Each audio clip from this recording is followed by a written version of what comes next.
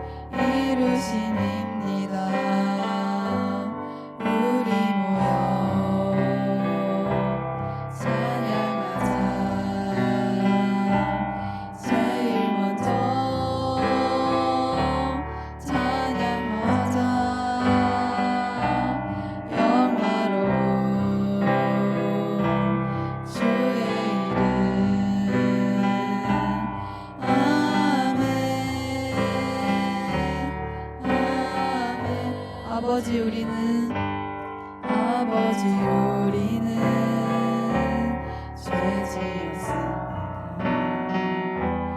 이만 다르지 않았습니다. 이제는 하나님 되지기랍니다. 이마저 주님이 이루십니다. 우리 모여 찬양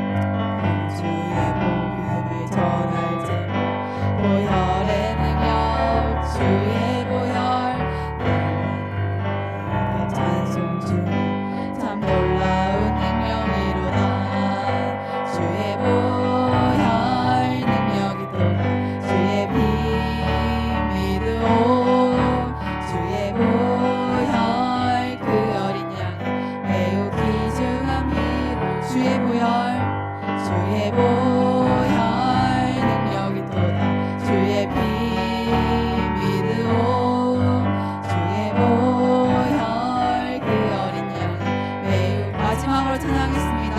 주의 보혈 주의 보혈 능력 있도다 주의 피 믿으오 주의 보혈 그 어린 양 매우 귀중한 피로라.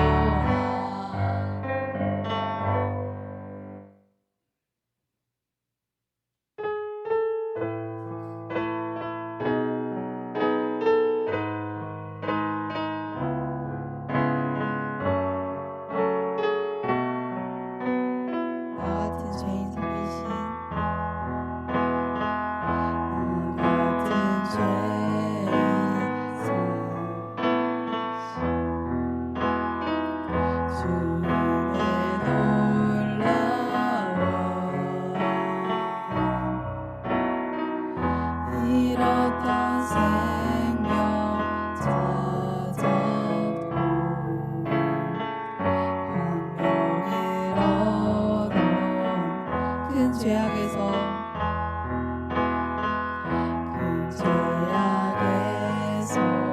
건지신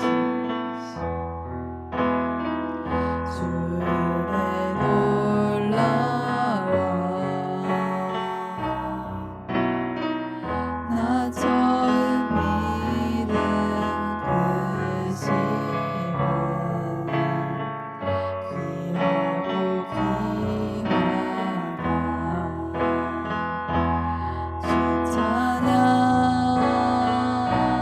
주 찬양 내 마음 다해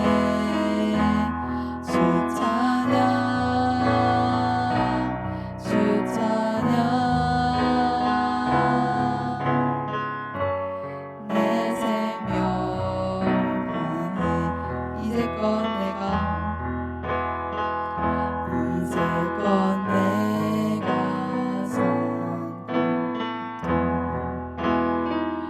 주님의 은혜라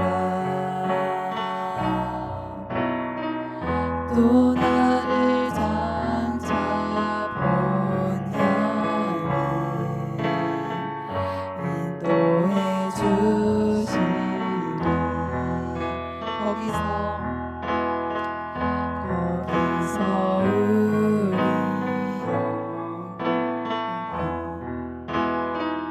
주님의 은혜로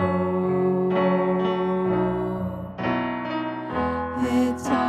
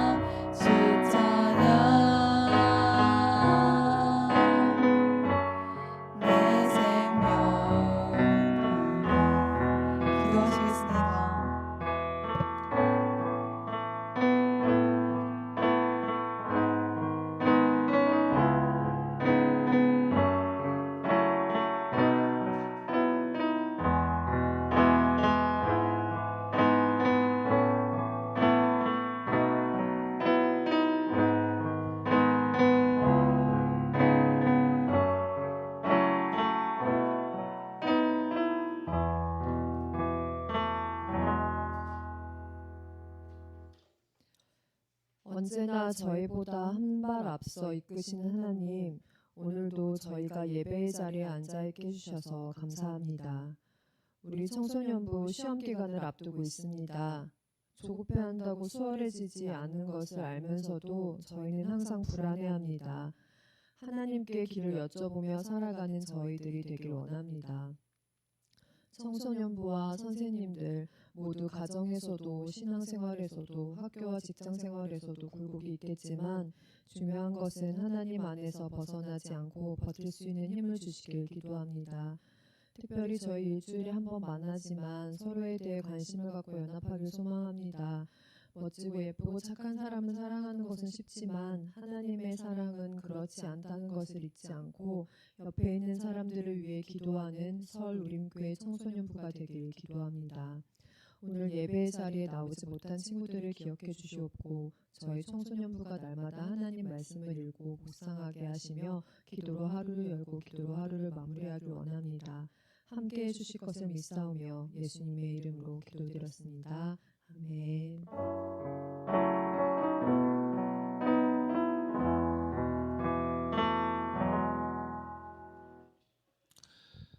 네, 반갑습니다. 네, 일주일 만에 보는데 되게 반갑네요.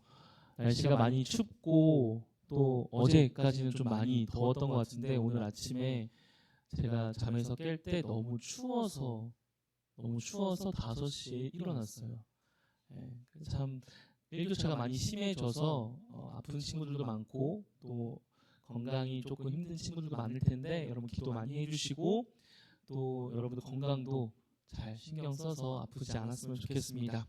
이 시간 함께 하나님 말씀 나누도록 하겠습니다. 함께 나눌 말씀은요 시편 51장 1에서 9절 말씀입니다. 시편 51장 1절에서 9절의 말씀입니다. 구약 성경이고요. 시편은 좀 신기하게 성경 거의 가운데에 있기 때문에 딱 가운데를 딱 피면 얼추 시편이 나옵니다. 그래도 여러분 시라고 되어 있는 구약 시편 찾아서 보도록 하겠습니다. 시편 51편 1절에서 9절 말씀입니다.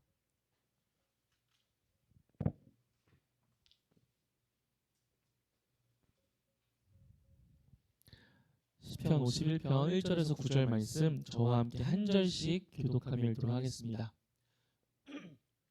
1절에서 9절입니다. 제가 먼저 읽겠습니다.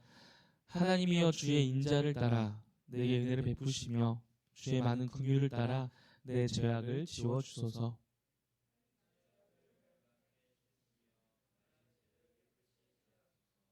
같이 읽어볼게요. 한 절씩 제가 읽겠습니다. 물은 나는 내 죄가를 아오니 내 죄가 항상 내 앞에 있나이다.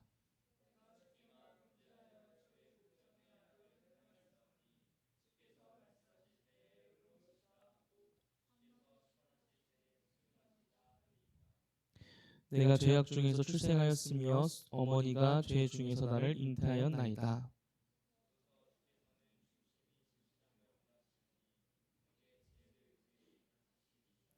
우슬초로 나를 정결하게 하소서. 내가 정하리이다. 나의 죄를 씻어주소서. 내가 눈보다 희리이다.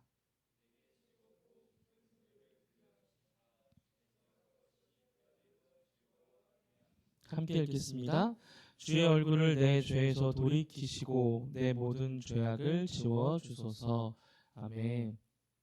네, 오늘 제목은 다시 한번 그리고 회개라는 제목으로 함께 말씀 나누려고 합니다. 하나님께서 우리에게 주신 많은 은혜들이 있는데 그 중에 한 가지 은혜가 바로 이 회개입니다. 회개라는 기회입니다. 그럼 은혜가 뭐라고 그랬죠? 두 가지, 무조건 그리고 무자격.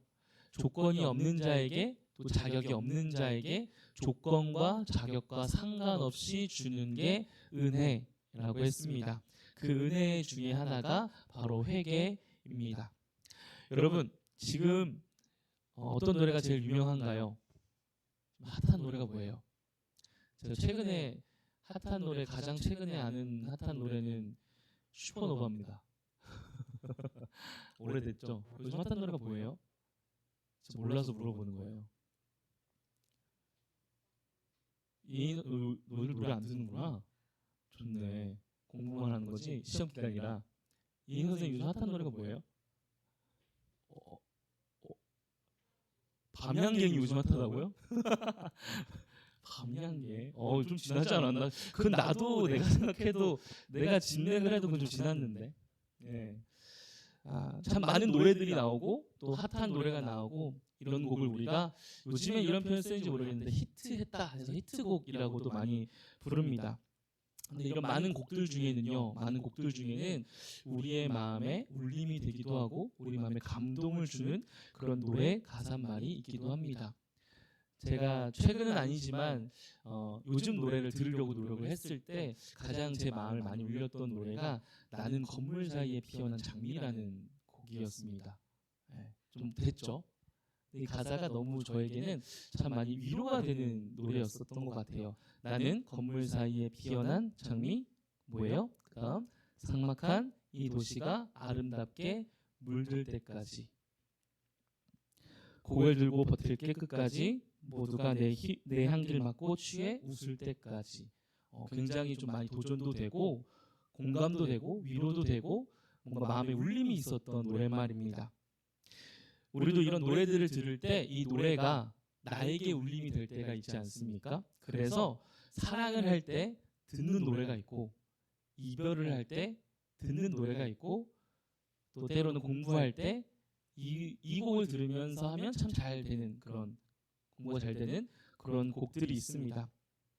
이렇게 많은 사람에게 공감이 되고 좋은 노랫말로 시대를 넘어서서 시간이 지나도 여전히 지금도 회자되며 불리는 곡들이 있습니다. 그런 곡을 우리는 명곡이라고 부르죠. 오늘 읽은 이 말씀도요. 많은 사람들이 자신의 이야기처럼 읽었던 또 자신의 이야기처럼 불렀던 그런 기도문입니다.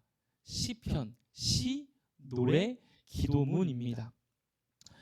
오늘 우리가 같이 보았던 이 시편 51편의 말씀은 노래일 수도 있고요. 또 외침일 수도 있습니다. 이 기도문은 참회라는 그런 제목으로 불리기도 하고 또 변절자의 기도문이라고 부르기도 합니다. 변절자의 기도문, 약간 배신자의 기도문이라고 불리기도 합니다. 하나님을 믿는 사람이 하나님 앞에 큰 잘못을 저질렀을 때에 그걸 자신이 깨달았을 때에 하나님께 참회하는 그런 노랫말이기 때문에 변절자 혹은 배신자의 기도문이라고 불리기도 합니다. 성경은요, 우리 노래 가사에 제목을 붙이는 것처럼 오늘 성경에도 제목을 붙입니다. 제목이 뭐라고 되어 있냐면 시편 51편 그 위에를 보시면요, 이렇게 가로로 되어 있고 제목이 붙어 있을 거예요. 뭐냐면 다윗이 밧세바와 동침한 후 선지자 나단이 그에게 왔을 때 다윗의 시라고 제목을 붙입니다. 다윗의 시인데 언제라고요? 다시 밧세바와 동침한 후 선지자 나단이 그에게 왔을 때 다윗이 불렀던 노래라고 제목을 붙입니다. 아마도 다윗이 범죄했을 때에 자신의 아내가 아닌 다른 여인, 이미 결혼했던 그런 아내를 범했던 그런 날 불렀던 노래인 것 같습니다. 그런데 그렇다고 해서 이 기도가 다윗에게만 적용되는 것은 아닙니다. 여러분, 노래가요, 그 짓는 작사가 자신의 경험이나 자신의 감정을 표현한 노래잖아요. 어떻게 보면 그 한 사람만의 노래일 수 있지만 그 노랫말을 들었을 때 우리는 어때요? 그걸 같이 공감하고 때로는 이 노래가 나의 18번 애창곡이 되기도 하지 않습니까? 그것처럼 제목이 이렇게 붙여졌지만 다윗의 노래라고 하지만 이 노래가 우리의 노래가 되기도 합니다. 이 기도가 우리의 기도가 되기도 합니다. 그래서 여러분들, 하나님 앞에 우리가 혹 잘못을 했을 때에, 범죄를 했을 때에, 죄를 지었을 때에, 혹은 내가 하나님 앞에 섰을 때 내가 참 초라하고 비참한 존재구나 라는 사실을 깨달았을 때 어떻게 하지? 라는 질문이 생기면 이 기도문을 기억하셨으면 좋겠습니다. 마치 사랑할 때에 그 설레는 마음을 표현하려고 그 사랑의 노래를 들었던 것처럼 이별했을 때의 그 아픔을 위로하려고 이별의 노래를 듣는 것처럼 하나님 앞에 내가 어떤 존재인지를 알게 됐을 때에 이 노래가 우리들에게 울림이 되고 또 우리가 부르는 노래가 됐으면 좋겠습니다. 오늘 기도자는 하나님 앞에 큰 죄를 지었다고 합니다. 기도문의 제목처럼 다윗이라고 생각해 봤을 때 그 큰 범죄는 남편이 있는 아내를 범한 것과 그 남편을 죽인 겁니다. 그 남편을 살인한 죄입니다. 아마도 다윗은 범죄라고 생각을 했을 거예요. 이게 잘못이 아닐 거야 라고 생각하지 않고 이건 분명한 범죄라고 인식했을 겁니다. 왜냐하면 계속 그 범죄를 은닉하고 엄폐하고 숨기려고 이 다윗은 노력을 부단히 했거든요. 밧세바를 데려와서 동침한 후에 임신했다는 소식을 들었을 때에 이것을 어떻게든 은폐하려고 그의 남편을 데려옵니다. 전쟁에 나가 있는 일을 열심히 하고 있던 자신의 충직한 신하 그 밧세바의 남편 우리아를 데려옵니다. 그래서 최대한 이걸 은폐하려고 자신의 그 밧세바와 동침할 수 있도록 자리를 마련해 주기도 하는데 그게 뜻대로 되지 않아서 결국에는 이 모든 걸 은폐하기 위해서 우리아를 전장의 끝에 보내서 가장 치열한 전장에 보내서 죽이기까지 합니다. 이게 죄라고 생각하지 않은 거 아닙니다. 그런데 끝까지 합니다. 왜요? 이것에 대한 책임을 지고 싶지 않았고 자기 자신을 그대로 보기 싫었기 때문에 고개를 돌려버립니다. 우리도 사실 그런 때가 많이 있지 않아요? 우리가 뭔가 양심에 찔림이 있지만 했을 때에 최대한 우리는 합리화를 하려고 하죠. 그래 어쩔 수 없었어. 나는 그럴 수밖에 없었어. 누구라도 그럴 거야. 아직 난 어리잖아. 라는 마음이 우리 가운데 있을 때가 있지 않습니까? 그것처럼 다윗은 자신이 저질렀던 것이 분명히 잘못이라는 걸 알았음에도 덮으려고 하고 피하려고 하고 그것을 거부하려고 했습니다. 그때 나단이 등장합니다. 이 나단이라는 선지자가 등장합니다. 그래서 다윗에게 다윗의 죄를 낱낱이 고발합니다. 자, 그런데 막강하게 커졌던 그 한 나라의 이 대왕이었던 다윗이 그 이야기를 들었을 때 여러분들이라면 어떻게 했을 것 같아요? 여러분들이라면 이미 한번 은폐를 해봤어요. 은닉을 한번 해봤어요. 사람을 한번 죽여봤어요. 비록 자기 손으로 한 건 아니지만 여러 가지 음모를 통해서 한 사람을 죽였습니다. 근데 나단이라는 선지자가 어떻게 알았는지 와가지고 고발을 합니다. 여러분이라면 어떻게 하겠습니까? 왕이에요. 한 나라의 대표가 되는 왕이에요. 어떻게 하겠습니까? 예, 저라면 김선원 선생님 똑같이 나단 한 명만 입을 딱 없애면 여전히 저는 태평성대를 이룰 거다라고 생각하며 그 사람을 죽일 수도 있을 것 같습니다만 오늘 다윗은 그렇게 하지 않았습니다. 다윗은 그 선지자 나단 앞에서 자신의 잘못을 시인합니다. 내가 죄를 지었습니다. 자신의 잘못을 인식하고 자신의 그 비참함을 철저하게 그리고 처절하게 시인합니다. 그리고 회개의 기도를 통해서 회개합니다. 회개의 기도를 통해서 회개합니다. 이것을 보면 회개는 자신을 제대로 바라보는 사람이 할 수 있는 것 같습니다. 회개는 자신의 그 죄된 모습을 그대로 피하지 않고 바라보는 사람이 할 수 있는 것 같습니다. 무엇보다도 하나님 앞에서 자신을 바라보는 사람이 할 수 있는 게 회개입니다. 다윗은 하나님 앞에서 자신의 죄를 시인합니다. 시편 51편 3절에서 4절입니다. 제가 읽겠습니다. 물은 나는 내 죄가를 아오니 내 죄가 항상 내 앞에 있나이다. 내가 주께만 범죄하여 주의 갑자기 안 보이네요. 주의 목전에 악을 행하였사오니 주께서 말씀하실 때에 의로우시다 하고 주께서 심판하실 때에 순전하시다 하리이다. 자, 근데 여기 조금 어색한 단어 있지 않으세요? 어색한 단어? 어색한 문장?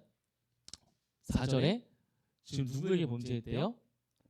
주께만 범죄했대요. 근데 지금 다윗 사실 누구에게 범죄했어요? 누구에게 죄를 범했어요? 사람을 아내를 빼앗고 그리고 그 남편을 죽였어요. 사람에게 죄를 범죄를 했단 말이에요. 그런데 지금 다윗이 하나님께 이렇게 고백하는 거예요. 내가 주께만 범죄했습니다. 여러분, 이 말을 오해하지 말아야 합니다. 사람에게 범죄한 것은 내가 잘못으로 생각하지 않아요. 그런데 하나님께는 내가 죄송한 마음입니다 라고 다윗이 하나님께만 죄송합니다 라고 말하는 게 아닙니다. 우리가 저저번 주에 함께 배웠던 것처럼 모든 사람은 누구의 형상으로 지음받았다고요? 하나님의 형상으로 지음받았다고요. 그러니 내가 지금 사람에게 했던 이 범죄, 사람에게 했던 나의 죄악된 모습들, 사람에게 했던 나의 잘못들은 누구에게 한 거다? 하나님께 한 거다라고 지금 다윗은 고백하는 거예요. 사람에게 한 건 나에게 잘못이 아닙니다. 그러나 하나님께는 죄입니다가 아니라 사람에게 한 모든 것들은 내가 하나님께 한 범죄입니다. 그러니 내가 하나님께 범죄했습니다라고 고백하는 겁니다. 그래서 오늘 결과가 어떻게 됐나요? 다윗이 회개했습니다. 하나님, 제가 잘못했습니다. 그래서 그 결과가 오늘 기도만 본다면, 오늘의 이 시편, 이 노랫말만 본다면 그 결과가 어떻게 끝납니까? 결과는 모릅니다. 결과는 모릅니다. 기도자는 철저하게 하나님께 자신의 죄에 대해서 용서를 구합니다. 그리고 하나님과의 그 관계가 다시 회복되기를 바랍니다. 그런데 오늘 시편을 보면 그 결과는 우리에게 나타나 있지 않습니다. 물론 다윗의 이야기를 아는 사람은요, 그 이후에 약간의 어려움이 있었지만 해피엔딩이 될 거라는 걸 압니다. 그래서 회개하며 철저하게 회개하며 주님만은 나를 떠나지 말아달라고 목 놓아 외치는 이 다윗. 우리는 압니다. 그 끝이 해피엔딩이었을 거다. 압니다. 그런데 지금 이 기도자는요 그 해피엔딩의 결과까지 가지 않았어요. 지금의 현실은 어떤 현실이에요? 비참한 거예요. 처절한 거예요. 왜요? 하나님이 나를 떠나신다고 하고 있거든요.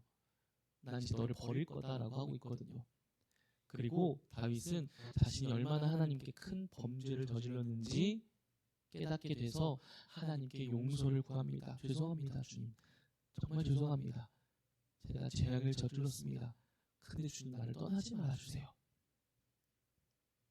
오늘 결과는 모릅니다. 그런데 죄인이라는 한 사람의 현실만 오늘 시편에 남아 있습니다.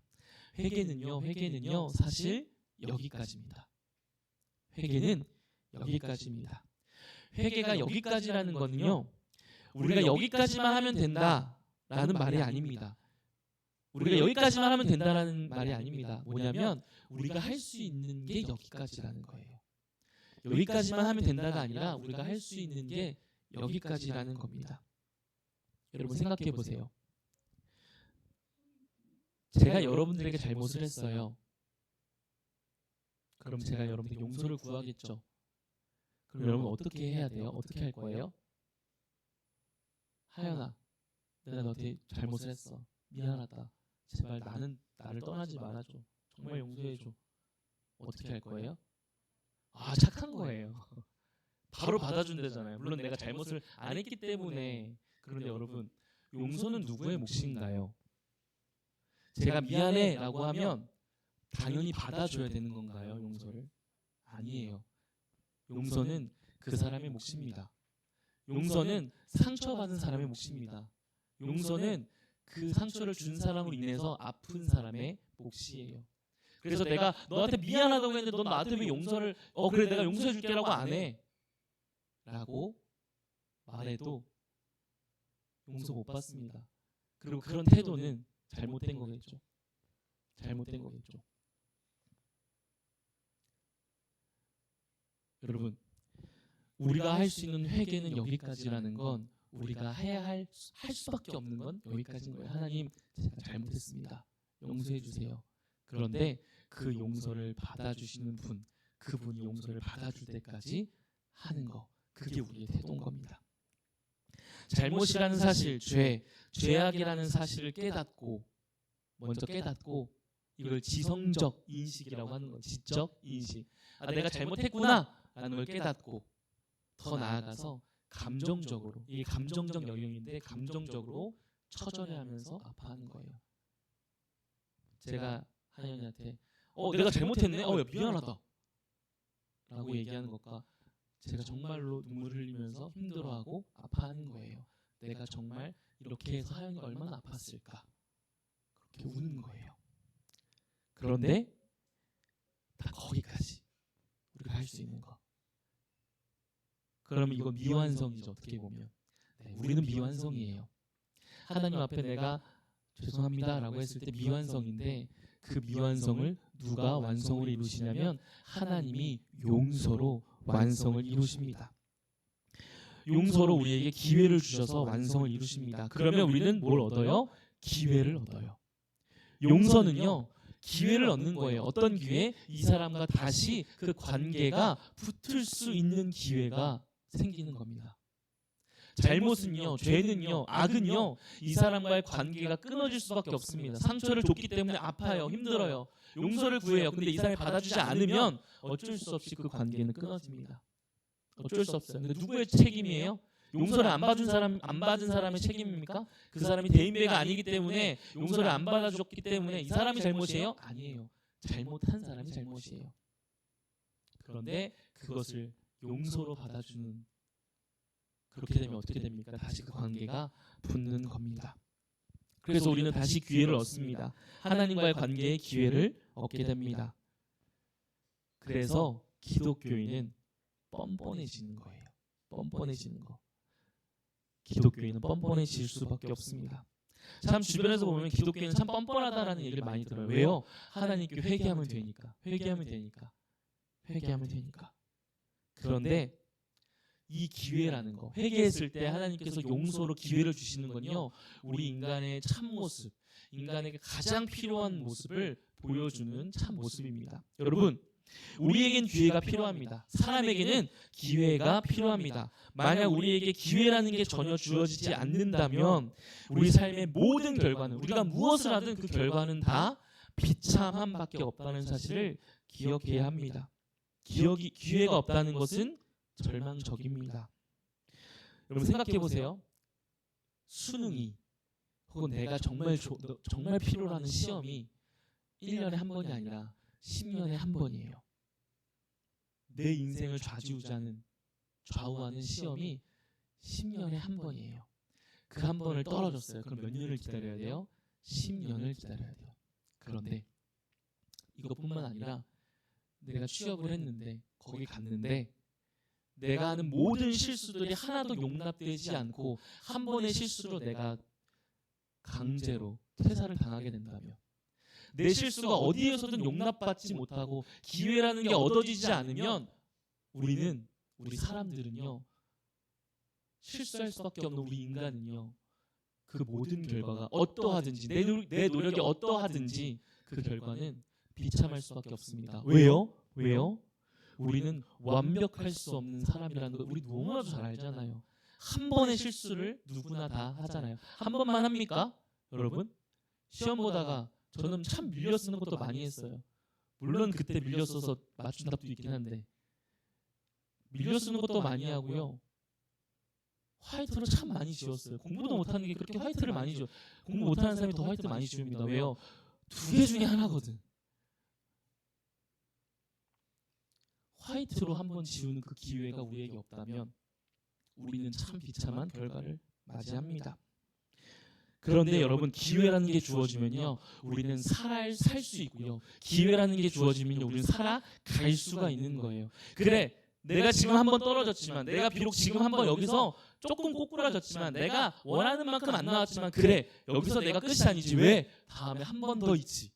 다음에 한 번 더 있지. 그래, 한번 해보자. 다시 한번 해보자. 내가 여기서 끝이 아니구나. 이걸로 망하는 게 아니구나. 끝이 아니지. 한번 더 해보자. 기회라는 건 우리를 살리고요, 우리가 살아갈 수 있게 해줍니다. 하나님은 우리에게 기회를 주십니다. 우리가 하나님께, 주님, 나를 떠나지 말아주세요. 내가 참 주님 앞에 많은 죄악을 범했지만 하나님이 만들어주신 그 형상들을 내가 지나치고, 그 형상들을, 하나님이 만들어주신 그 형상들을 내가 업신이 여기고 그 사람들의 눈물을 닦아주지 않고 그냥 지나쳤지만, 하나님 용서해 주세요. 하나님이 주신 그 하나님의 형상, 그리고 하나님이 만들어주신 나, 하나님의 형상으로 지은 나를 하나님 앞에서 온전히 드리지 못하고 하나님 말씀대로 살지 않았지만 용서해 주세요 라고 했을 때 하나님이 뭐 해주신다고요? 기회를 주신다고요. 그렇게 우리의 회개의 기도를, 미완성된 회개의 기도를 하나님이 용서로 완성시켜 주십니다. 말씀을 마무리하겠습니다. 그래서 어떻게 해야 될까요? 어떻게 해야 될까요? 이제 우리는 여러분, 우리 기도합시다. 회개의 기도를 통해서 회개합시다. 회개의 기도를 통해서 주님께 돌이킵시다. 용서의 기도를 하면서 주님께 돌아옵시다. 그런데 이렇게 생각합시다. 용서해 주시니까, 하나님은 용서의 하나님이시니까, 그리고 오늘 목사의 말씀을 듣고 하나님 용서하시는 분이시지, 어떤 거더라도 용서해 주시지라고 하나님의 용서를 당연함으로 받아들이고 기도하는 게 아니라, 나의 죄가 얼마나 더러웠으면, 나의 죄가 얼마나 하나님께 분노가 됐으면, 나의 죄가 얼마나 하나님께 아픔이 되었더라면 하나님이 직접 죽으셔야 했을까, 그것을 생각하면서 나의 죄가 얼마나 더러웠는지, 용서를 구하는 사람이 나의 행동이 그 사람에게 얼마나 큰 아픔과 상처를 줬을까를 생각하며 정말 미안해 라고 그 한마디를 힘겹게 내뱉은 것처럼 우리 하나님께, 하나님, 나의 죄가 얼마나 더러웠다면, 나의 죄가 얼마나 하나님 앞에 아팠더라면 하나님이 죽으셔야만 했습니까? 라고 기도했으면 좋겠습니다. 그렇게 되면요, 그렇게 하면요, 하나님의 그 사랑을 우리가 다시 한번 깨닫습니다. 나의 죄가 얼마나 더러웠으면, 나의 죄가 얼마나 하나님 앞에 아픔이 됐다면, 나의 죄가 얼마나 악했다면 에서 하나님은 우리에게 이런 마음을 다시 주실 거예요. 하나님이 그런 내가 얼마나 사랑스러웠으면, 그런 내가 얼마나 하나님이 함께하고 싶으셨으면, 그런 나를 하나님께서 얼마나 사랑하셨으면 나를 용서해 주실까? 나를 용서해 주실까? 구덩이에 빠져서 허우적대는 나를 저 멀리서 밧줄을 던져서 나와 라고 하시는 게 아니라, 얼마나 나를 사랑하셨으면 그 구덩이에 같이 빠지셔서 나를 들고 업어서 나오셨을까라는 그 하나님의 사랑을 우리가 경험했으면 좋겠습니다. 그 경험은 오늘 다윗의 이 기도처럼, 아니 이 한 사람, 하나님 앞에서 죄인이라고 고백하는 이 한 사람의 기도처럼, 이 기도를 가지고 우리가 하나님 앞에 회개의 기도를 통해 주님께 돌이키는 우리가 되었으면 좋겠습니다. 이게 회개입니다. 이게 회개입니다. 기도하겠습니다. 하나님,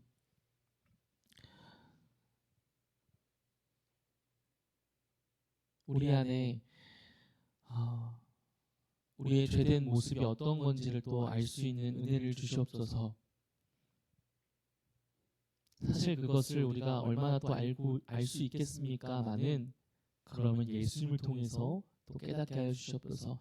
우리가 얼마나 더러웠으면, 우리가 얼마나 악했으면, 우리가 얼마나 그 죄악이 컸으면 다른 게 아니라 하나님이 죽으셔야만 했을까? 그것을 생각했을 때, 아, 내 죄가 이만큼이구나 라는 생각으로 주님 앞에, 주님, 제가 잘못했습니다. 용서해 주세요. 그런데 주님, 떠나지만 말아주세요. 주님, 참 부끄럽지만 나를 떠나지는 말아주세요 라며 주님께 용서를 구하며 기도할 수 있는 우리가 되게 하여 주시옵소서. 그런데 그때마다 또 우리에게 하나님, 사랑의 하나님으로 우리를 용서해 주신 그 하나님을 만나는 우리가 되게 하여 주시옵소서. 그래서 나를 얼마나 사랑하셨으면, 나와 얼마나 함께하고 싶으셨으면, 하나님 정도 되시는 분이 나를 위해서 죽으셨을까? 아, 하나님의 죽으심이 나를 사랑하는 정도구나, 그 이상이구나 라는 것을 우리가 경험하며 기억하며 살아가는 우리 청소년부 모든 공동체가 되게 하여 주시옵소서. 예수님의 이름으로 기도했습니다. 아멘. 이 시간 함께 나 같은 죄인 살리신 함께 찬양하면서 헌금 봉헌하는 시간 갖도록 하겠습니다.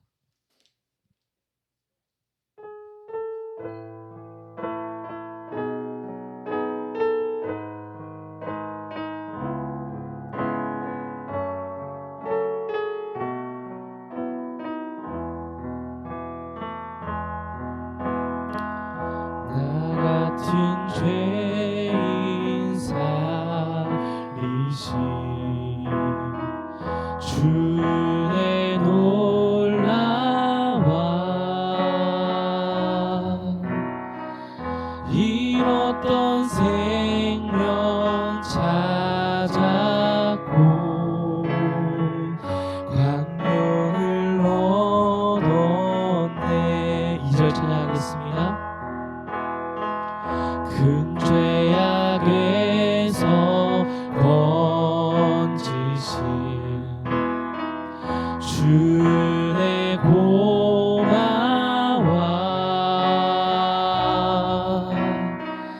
나 처음 믿은 그 시간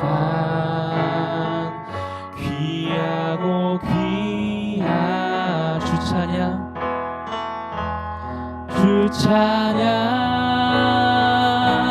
주 찬양, 내 마음 다해 주 찬양, 주 찬양, 내 생명. 다 한 번 더 고백합니다. 주 찬양, 주 찬양, 주 찬양, 내 마음 다해 주 찬양, 주 찬양, 내 생명 다해. 기도하겠습니다. 하나님, 우리가 주님 앞에 나아옵니다. 참 뻔뻔하게도 나아갑니다. 그런데 이 모든 것들이 우리의 회개를 하나님께서 용서로 완성해 주셔서 주님께 참 감사함으로 나아갑니다. 그 하나님의 사랑과 그 용서를 우리가 기억하며 감사하며 감격하며 살아가게 하여 주시옵소서. 그러나 그 용서가 당연한 게 아닙니다. 그 용서가 당연히 해야 되는 게 아닌 줄 우리가 압니다. 그 용서를 하나님께서 해주셨고 무엇보다도 하나님께서 그 모든 대가를 지불하셔서 용서해 주심을 우리가 기억하며 하나님께 감격하며 감사하며 살아가는 우리 모두가 되게 하여 주시옵소서. 또 주님께 헌금을 드렸습니다. 이 헌금을 기억해서 가지고 오는 모든 손길들 가운데 하나님 그 마음을 받아주시고 또 특별히 이 헌금을 드린 것처럼 자신의 삶을 드려 하나님께 나아가겠다 고백하는 우리 모든 우리들의 고백을 주님 기뻐 받아 주시옵소서. 한 주간의 삶을 살아갈 때에 하나님 그 모든 삶 속에서 경험하는 모든 경험들을 주님이 주신 말씀을 통해서 풀어내고 주님이 주신 이 말씀들을 통해서 살아가고 살아내는 우리 모든 청소년부가 되게 하여 주시옵소서. 한 주간 건강하게 지켜주옵소서. 예수님의 이름으로 기도했습니다. 아멘. 축도로 예배 마치겠습니다. 이제는 우리 주 예수 그리스도의 그 한량없는 은혜와 하나님 아버지의 그 크시고 무한하신 사랑하심과 성령 하나님의 교통하심이 죄인의 모습이지만 다시 주님 앞에 나아가기를 소망하며 또 주님께 돌아오며 또 주님의 그 사랑을 기억하며 사는 우리 모든 청소년부 학생들과 선생님들과 그의 가정 위에 이제부터 영원까지 함께 있을지어다. 아멘.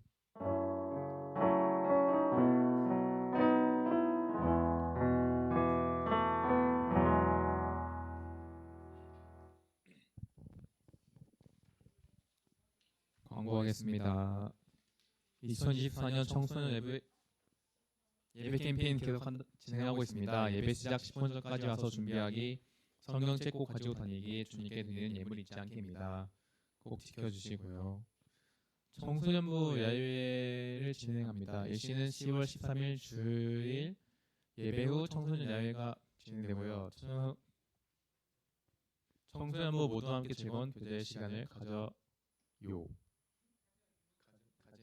그리고 사랑의 연탄 나눔을 합니다. 일시는 11월 9일 토요일 아니면 11월 16일 토요일 중 하루 하고요. 시간은 9시부터 12시 30분간 진행됩니다. 사랑의 연탄 나눔을 진행한다고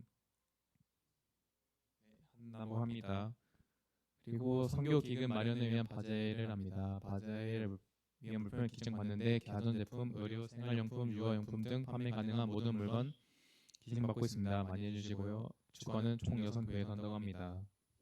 그리고 생일 축하를 오늘 합니다. 김시아, 김시연, 이하진, 박예린, 유시호 학생 나와주세요. 모두의 생일을 축하합니다. 와.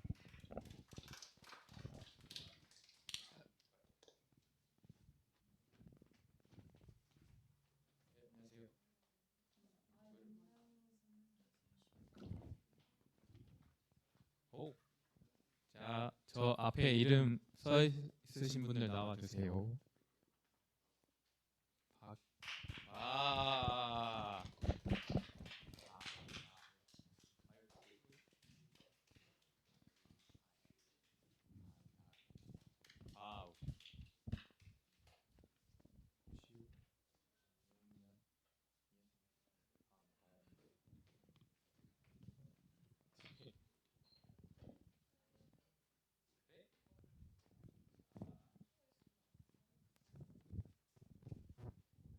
일단 먼저 뭐지? 축하송을 먼저 불러보도록 하겠습니다.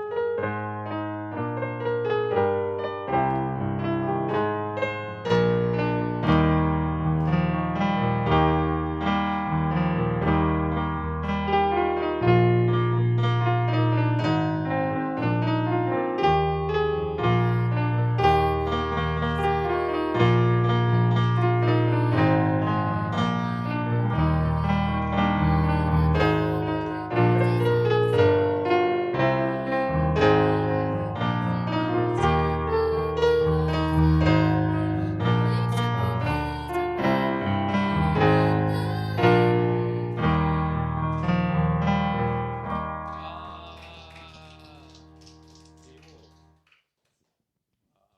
룰렛이 뒤에 있을 텐데 잠시만요.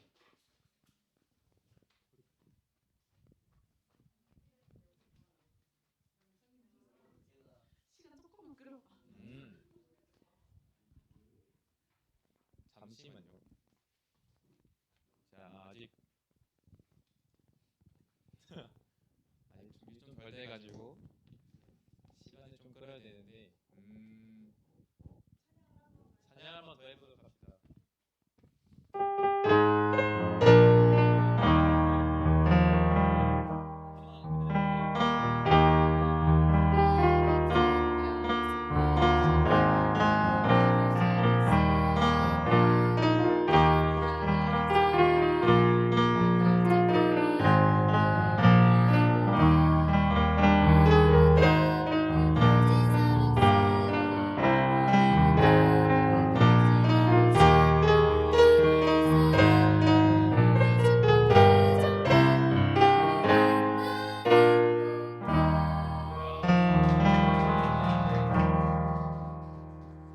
그리고 이제 룰렛을 돌려서 선물을 뽑을 건데요. 룰렛이 좀 개편이 됐거든요.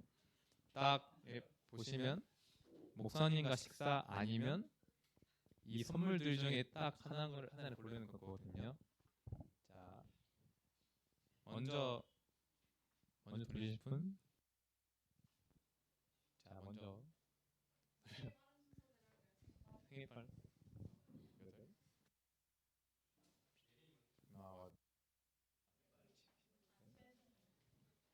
자, 그러면 돌려주세요. 와, 오.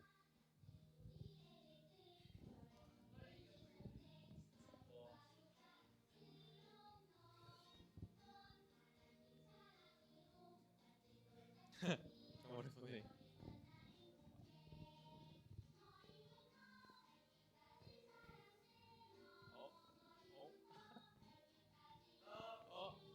와, 우사님 가셨고 축하드립니다. 그리고 다음 셋.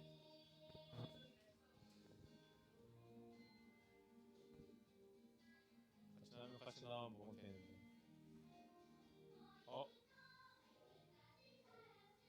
아, 오, 케이크콘. 와,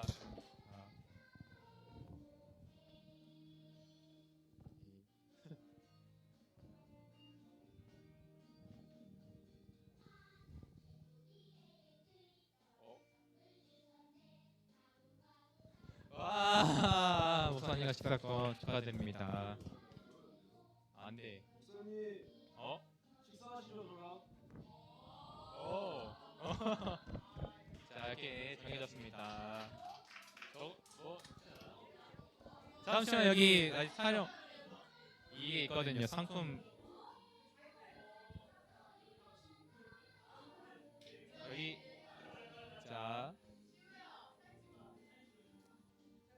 태길은 자 그 태길 거는 여기 뭐야 올리브영 원가 뭐지? 일단 여기 시연 아니 자 일단 여기 다 여기 같이 서서 저걸 찍어야 되거든. 이거는 목사님